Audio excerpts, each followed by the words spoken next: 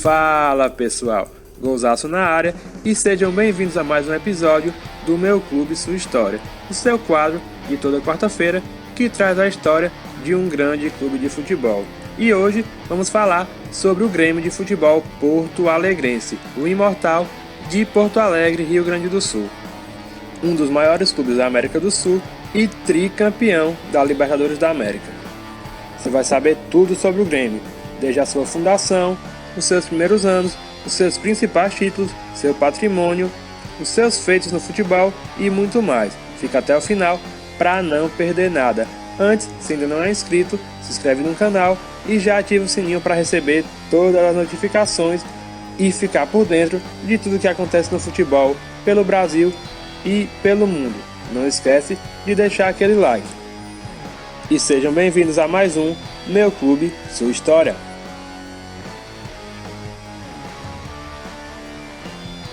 O Grêmio foi fundado por Cândido Dias da Silva em 15 de setembro de 1903. Alguns amigos se reuniram em um hotel na rua 15 de novembro, no centro de Porto Alegre, encabeçados por Cândido Dias, e dessa reunião nasceu o Grêmio de Futebol Porto Alegrense. O primeiro jogo do Grêmio ocorreu em 6 de março de 1904, contra o Futebol Clube Porto Alegre, fundado no mesmo dia que o Grêmio. Em uma jornada dupla, em que foram realizados 2 jogos na mesma tarde, o Grêmio venceu as 2 partidas, ambas por 1-0, estreando com o pé direito no futebol. A primeira competição disputada pelo Grêmio foi a Taça Wander Prez, com a primeira edição sendo em 6 de março de 1904, vencida pelo Grêmio contra o Futebol Clube Porto Alegrense. Já o primeiro Grenal ocorreu em 18 de julho de 1909 e o Grêmio sapecou nada mais nada menos que 10-0 em cima do seu rival Internacional. No ano seguinte foi criada a primeira Liga de Clubes de Porto Alegre, por ideia do próprio Grêmio. Depois foi criado o Campeonato Citadino de Porto Alegre, o qual o Grêmio venceu entre 1911 e 1915 sem perder nenhum campeonato, sem dar espaço para ninguém ganhar a liga local. Entre 1919 e 1923, o Grêmio conseguiu o pentacampeonato metropolitano e o título de 3 campeonatos gaúchos de 1921, 1922 e 1926. Na década de 30, o Grêmio conquistou o tetracampeonato de Porto Alegre entre 1930 e 1933 e o bicampeonato gaúcho em 1931 e 1932. E ano a ano o Grêmio iria se tornando grande e ganhando cada vez mais prestígio no futebol gaúcho e no futebol de toda a região sul. Após uma onda de profissionalizações do futebol na América do Sul, ali no início da década de 30, o Rio Grande do Sul resolveu também migrar para esse novo modo de gerenciar futebol. No ano de 1937, foi criada no estado a especializada Departamento Profissional filiado à Federação Brasileira de Futebol.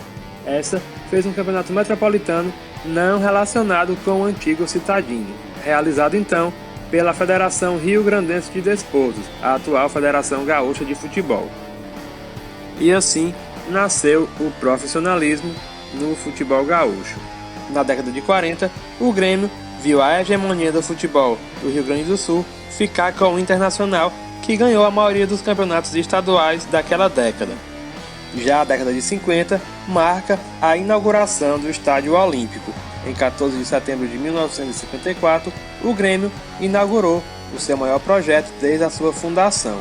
Com capacidade para 38 mil pessoas, ele tinha só um anel. No jogo de inauguração, o Grêmio venceu o Nacional de Montevidéu por 2-0.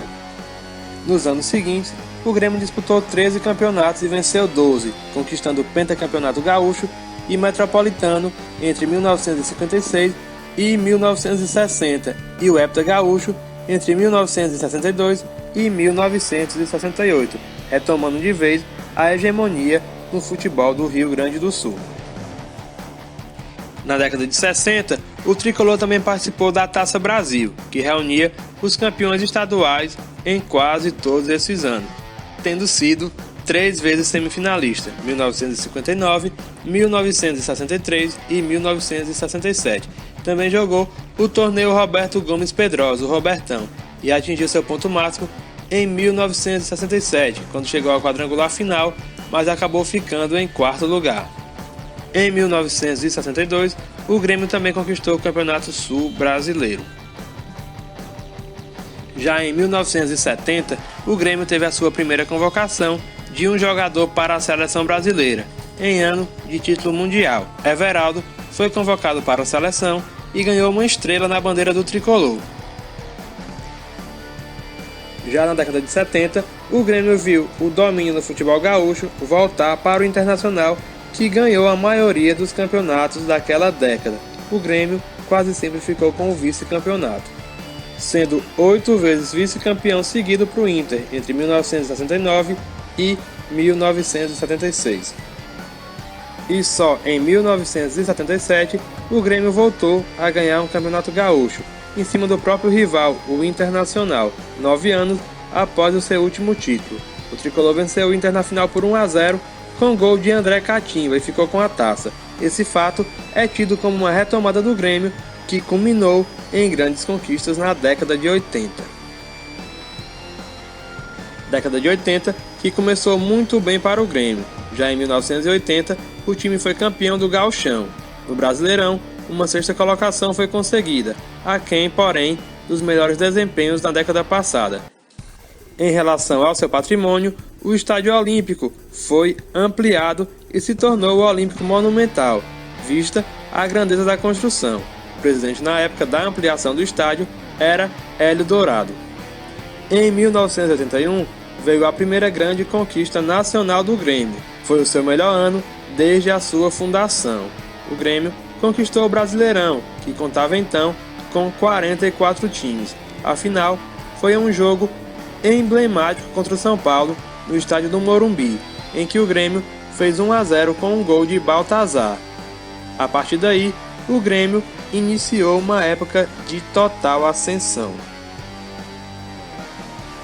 Nesse espaço de tempo, venceu a Taça Libertadores da América e a Copa Intercontinental, competição que teve seu status de mundial reconhecido pela FIFA em 2017. Até então, eram títulos inéditos para o estado do Rio Grande do Sul e para o sul do país. Na Libertadores, o Grêmio passou por equipes como o Estudiantes de La Plata, inclusive o jogo lá na Argentina ficou conhecido como a Batalha de La Plata, em virtude das más condições de segurança da partida, e passou também pela América de Cali. Na final, venceu o Peñarol, após uma vitória e um empate no placar agregado. Com a vitória na Libertadores, o Grêmio se classificou para disputar a Copa Intercontinental em Tóquio, contra o Hamburgo, que havia ganhado a Copa Europeia, antecessora da Liga dos Campeões da UEFA, vencendo a Juventus na final. O Grêmio priorizou o Mundial e acabou ficando naquele ano na terceira colocação do Gauchão. O grande dia era 11 de dezembro de 1983 e o local, Estádio Olímpico de Tóquio. Após sair vencendo com um gol de Renato Gaúcho, o tricolor cedeu o empate aos alemães, já nos minutos finais. O jogo então foi para a prorrogação. No tempo extra, brilhou a estrela de Renato Gaúcho, que aos 3 minutos marcou o gol. Como não era morte súbita, o time ainda sustentou o resultado até o final do jogo e comemorou o título, o maior da história do Grêmio. Renato foi eleito o melhor da partida e em Porto Alegre a torcida comemorou demais o primeiro título mundial para a região sul do país, para o Grêmio de futebol porto-alegrense. No ano seguinte, o Grêmio chegou novamente à final da Libertadores, mas dessa vez foi derrotado pelo Independiente, pelo placar agregado de 1-0. Perdeu um dos jogos em casa e empatou fora de casa. Ainda na década de 80, o Grêmio viria a ser hexacampeão gaúcho entre 1985 e 1990. Em 1989, aconteceu a primeira edição da Copa do Brasil e o Grêmio foi o primeiro campeão dessa competição, superando na final o Sport Clube do Recife.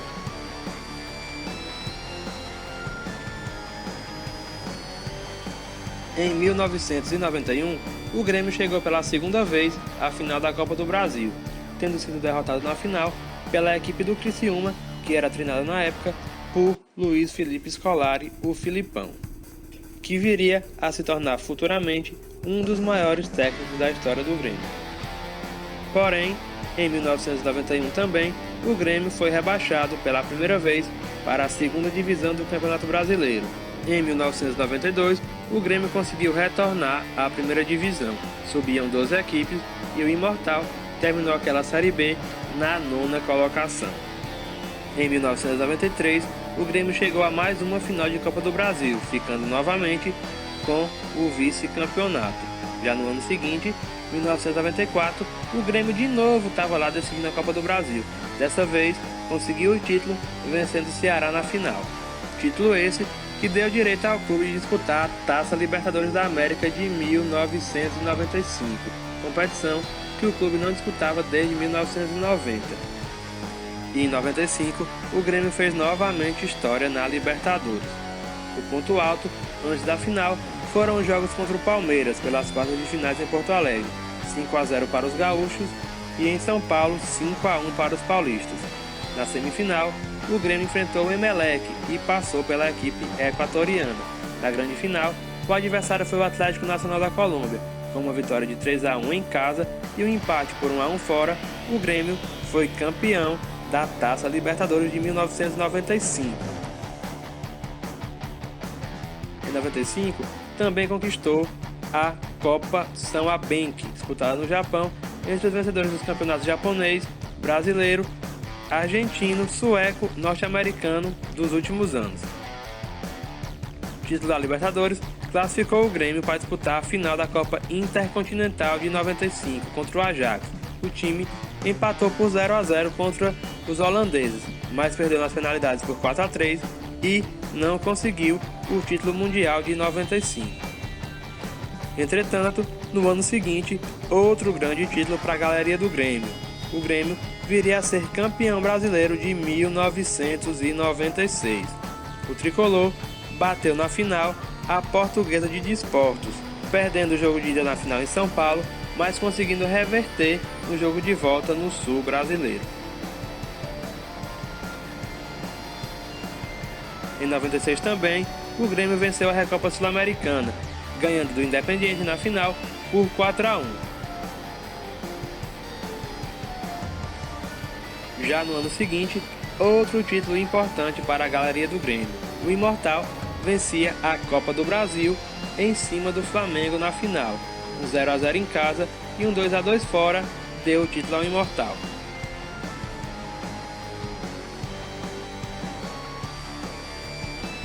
Em 99, o Grêmio ganhou a extinta Copa Sul, que só teve uma edição e que, por sinal, já foi assunto do nosso quadro Tá na História, vencendo na final a equipe do Paraná e também viria a ser campeão gaúcho naquele ano.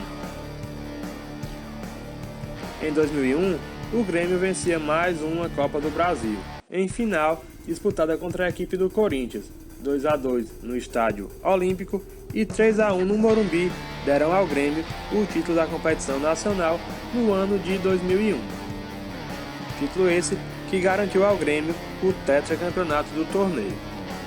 Na Libertadores de 2002, a equipe novamente chegou às semifinais, mas caiu diante do Olímpia. Em 2003, o ano do seu centenário, o Grêmio escapou do rebaixamento apenas na última rodada com uma vitória sobre o Corinthians por 3-0. A partir desse ano, o Grêmio enfrentou o auge da sua crise financeira, por causa da situação deixada por investidores suíços que estavam na equipe. Em 2004, veio então o segundo rebaixamento do Grêmio. Com pouco dinheiro em caixa e uma dívida de 101 milhões, o time novamente foi montado sem dinheiro e conseguiu vencer apenas 9 jogos entre 46 possíveis e foi rebaixado para a Série B pela segunda vez na sua história. As dívidas contraídas pelo clube são tidas como fator capital para o rebaixamento do clube.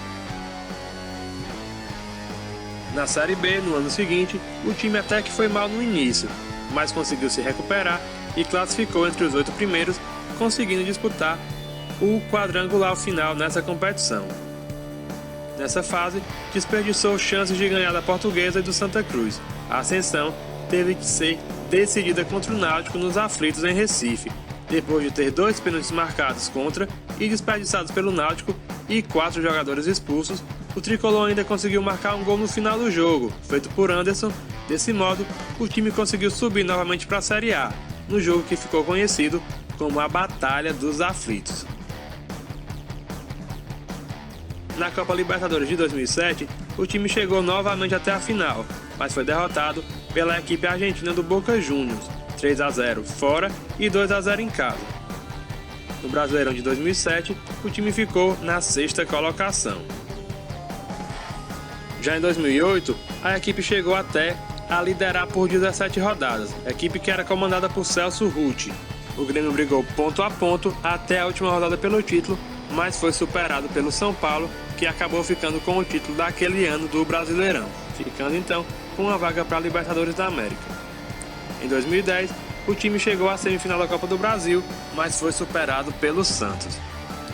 Em 2012, o Grêmio mudava de casa, deixava então de usar o velho Estádio Olímpico Monumental e se mudaria para mandar seus jogos em uma moderna arena em Porto Alegre, a Arena do Grêmio. Nos primeiros anos da Arena, havia grande expectativa sobre a retomada de títulos importantes após um jejum que durava alguns anos. Para isso, a direção apostava em nomes experientes como Zé Roberto, Elano, André Santos, Barcos, Dida, entre outros, na tentativa de trazer títulos de expressão, mas não teve sucesso.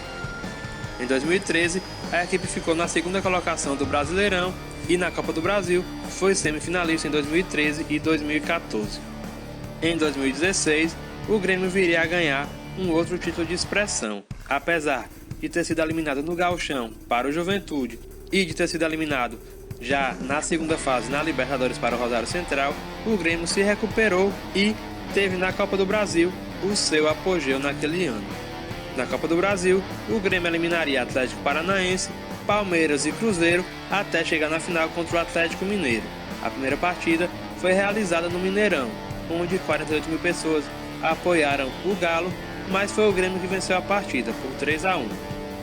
Na volta, na Arena do Grêmio, um empate por 1-1 garantiu ao Grêmio mais um título da Copa do Brasil, encerrando um jejum de 15 anos sem títulos de expressão a nível nacional. No Brasileirão, o Grêmio concluiu a temporada na 9ª colocação. Já em 2017, outro título importante para a galeria do Grêmio, a Libertadores da América. Grêmio, que eliminou o Barcelona de Guayaquil na semifinal e enfrentaria na final a equipe do Lanús da Argentina. O Grêmio superou os argentinos e conquistou mais uma Libertadores da América para a sua história. Libertadores que garante vaga para o Grêmio na Copa do Mundo de Clubes da FIFA. Na Copa do Mundo de Clubes da FIFA de 2017, o primeiro jogo, a semifinal contra o Pachuca do México, terminou em 1-0 para o Grêmio, com gol marcado já nos acréscimos por Everton. O adversário na final era o Real Madrid, 11 vezes campeão da Liga dos Campeões, e havia se classificado após vencer a Champions. O Real foi em campo com força máxima e conseguiu vencer a partida por 1-0 com o gol dele do robozão Cristiano Ronaldo, deixando o Grêmio então com o vice-campeonato mundial daquele ano. No ano seguinte, o Grêmio viria a ser bicampeão da Recopa Sul-Americana, superando na final o Independiente de Avejaneda da Argentina. O Grêmio é atual tetracampeão gaúcho, vencendo as últimas 4 edições. Após a Recopa, o Grêmio não conseguiu mais nenhum título de nível nacional. Entre os principais títulos do Grêmio estão uma Copa Intercontinental, o famoso Mundial, em 1983, 3 Copa Libertadores da América, 83, 95 e 2017, 2 Recopa Sul-Americana, 2 Campeonato Brasileiro, 5 Copa do Brasil, 1 Supercopa do Brasil, 1 Brasileirão da Série B, uma Copa Sul, 1 Campeonato Sul Brasileiro, 40 Campeonatos Gaúchos, entre outros torneios de menores relevância. O atual presidente do Grêmio é Romildo Bolzan Júnior. O primeiro estádio do Grêmio foi o estádio da Baixada, inaugurado em 1904. Depois passou a mandar jogos no estádio Olímpico Monumental e agora atualmente a sua casa é a Arena do Grêmio, que tem capacidade para receber aproximadamente 55 mil torcedores. A equipe tem 2 CTs, um que serve à categoria de base e outro que serve ao elenco profissional. O CT Presidente Hélio Dourado, também conhecido como Eldorado do Sul, é um complexo esportivo destinado aos treinos das categorias de base do Grêmio.